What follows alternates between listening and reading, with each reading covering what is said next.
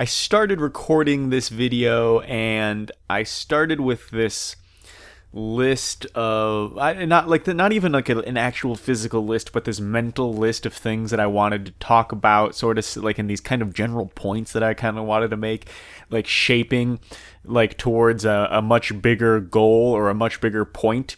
And I got about halfway, a little bit more halfway through the video, and I realized that that was not good. And what I was doing was not necessarily, I was making points that I believed in, but they were just points that weren't summing up one argument like I thought I was making.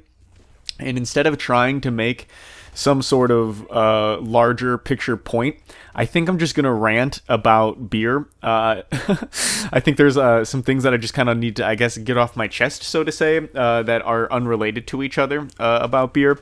But in a whole way, they're, they are related, but in a somewhat of like a topic sense, they are not related.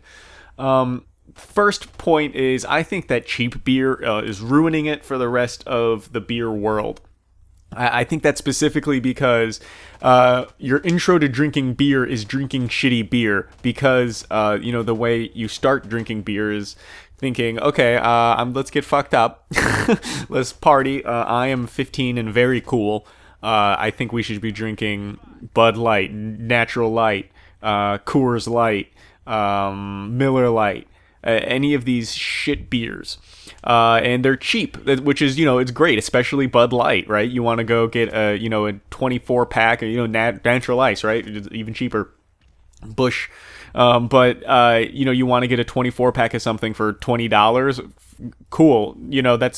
That'll last you for a while, right? You want to get a 6-pack of something, maybe you're just like going out you're just getting beer for the fire or whatever, and you grab 6 beers for $6, right? And that seems great, and they still get you drunk or whatever, so you're gonna keep drinking them. But they taste like shit. And really, I think what this cheap beer does more than anything is, I think it teaches people two things. Number one, beer is only cheap, and number two, beer is it's bad. I'm trying to think of a better way to put it, but like beer, it's terrible. It's like, yeah, if you drink the worst beer, then you're gonna think that the beer is terrible if you just drink the worst of it. And so I think that is precisely what Bud Light does, and it's the most popular beer in the country, if not the world, if I'm not mistaken. And so I think it really ruins a lot of first impressions about what beer truly is. And so I think beer is generally cheap, right? And I think in the concept of generally cheap, meaning that it's an everyman drink, right? It's not like caviar, where the price of it is ridiculous, that nobody can enjoy unless it's an amount of money that you wouldn't notice that went missing, so to say. So I think that that ruins a lot of people's opinions. Number two, the second kind of thing I was thinking about, I think there are specific breweries that are ruining beer, like craft beer, for everybody else. And I think we could probably talk about the exact same thing I was kind of talking about in the last point. But one thing, one topic that really drives the point home is, recently Anheuser-Busch acquired 10 of the largest independent craft beer breweries in the last, I think, like 2 years or 1 year or something like that. And one of them was Wicked Weed, which has been a favorite of mine for a very long time. I like a lot of the stuff they do. It's local to where I am, and so it's been very good beer. But they were bought by Anheuser-Busch, which really only means the profits, so to say, are going to Anheuser-Busch, right? Like, it's still local jobs, it's still local people, it's still local people making decisions. However, after they get paid, the rest of that money is leaving the community, right? So that's a terrible thing, like in that one sense. But let's be 100% honest.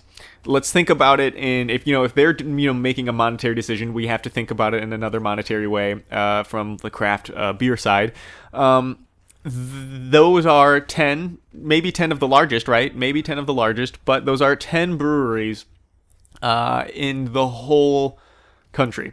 So if we think about even Asheville alone, there are still plenty of great beer around. Boojum, Green Man, Leaf, Twin Leaf. But yeah, there are still plenty of great breweries. I mean, and there are lots more on that list. But there are still many great independent breweries doing their thing, holding down the fort. And if nothing else, their share just got larger, right? The room for the dude in his garage just got a slightly larger because a lot of people are no longer interested in the Wicked Weed options.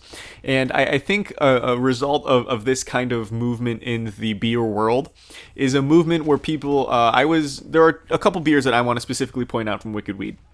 One of them is called Astronomical. It's a hazy IPA. And the other one is called Appalachia, and it's a session IPA.